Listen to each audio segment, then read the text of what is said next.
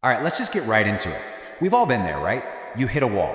You feel like stopping. The goal gets blurry. And man, the excuses just start showing up out of nowhere.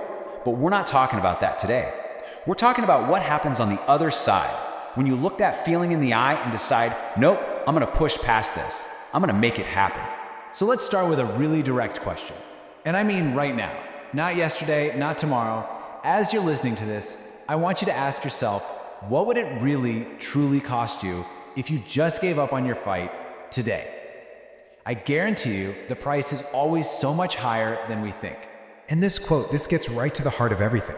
You know, the real thing that separates people isn't who's the strongest or the most talented when the race starts. It's about who refuses to quit round after round, no matter how beat up they get. That stubbornness, that absolute refusal to give in, that's the secret ingredient.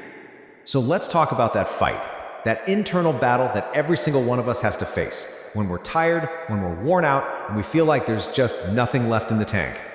This right here is a huge mindset shift. It's summed up by this idea. I don't want to win one time. I want to do it over and over and over again. See, real greatness, it's not about that one big moment, that one time you succeed.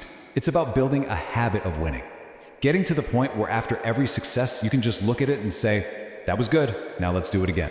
And this is the rhythm of what it takes. The message couldn't be simpler, and it's absolutely relentless. It doesn't matter how hard it was, doesn't matter how much you cried, doesn't matter how much you sweat, or even how much you bled. The answer is always, always the same. Do it again. That's what forges a winner. But look, on that path to doing it again, you are guaranteed to get knocked down. You're gonna face setbacks. But the most crucial thing to understand, and this brings us to our next point, is that a setback is not the end of the story. It's actually a prerequisite. This reveals a funny little truth about us, doesn't it? Everybody wants a comeback, but nobody wants a setback. We all love the story of the person who rises from the ashes, but we try to avoid the fire at all costs. We want the victory, but we don't want to go through the battle to get it. But here's the thing, you can't have one without the other. This frames it perfectly. The setback, that's the prerequisite. It's the entrance exam. It's the test that forges the warrior inside you. And the comeback, that's just the result. That's the victory that's born from that struggle. No setback, no comeback. It really is that simple. So, okay, if setbacks are gonna happen no matter what, how in the world do we deal with them? Well, this right here is where the game is truly won or lost. It all comes down to one thing, your perspective. Perspective isn't just a point of view, it's an active tool. Think about this. You cannot change the past, but you can always change your perspective about it. You can't undo what happened, you can't take it back, but you have absolute 100% power over how you see it. And that, my friend, changes everything. It all just comes down to the frame you put around the picture. Is the gym a prison you have to go to? Or is it a passport to a better, healthier life?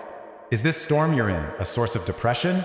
Or is it the very thing that's going to make the grass grow greener later on?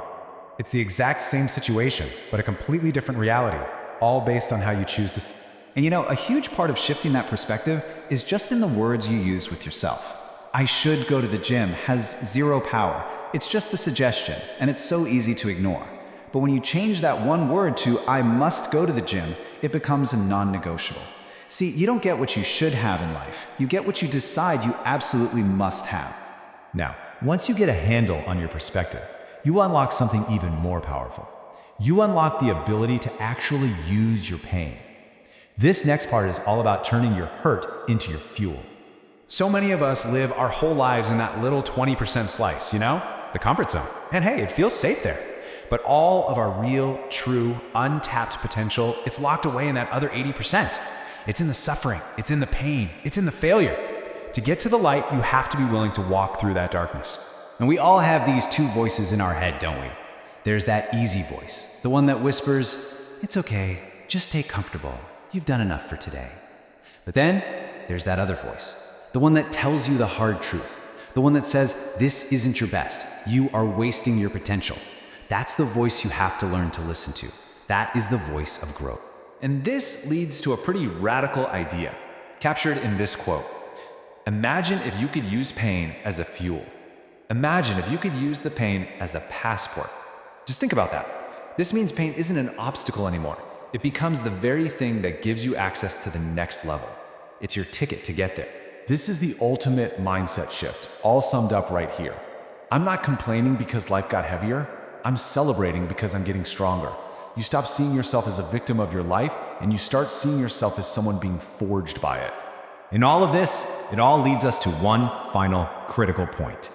You have unfinished business. Right now, there is a gap between where you are and where you are destined to be. Your mission, then, is simple. It's exactly what this says: to close the gap between pain and promise. You have to take all that pain, all the setbacks, all the hard lessons, and you use them as the building blocks to create a bridge to your destiny. And listen, it doesn't matter how many times you've been knocked down before. All you ever need is one more day, one more chance. You have one more opportunity to shock the world, and that opportunity, it's right now. So after this is over, I really want you to do something. I want you to go find a mirror, and I want you to look yourself directly in the eyes. No phones, no distractions, no excuses. Just you and the truth. And I want you to ask yourself one simple question. I want you to ask yourself, is this all you got? Is this really the best you can do? Because deep down, you and I both know the answer. There is more in the tank. Now go out there and prove it.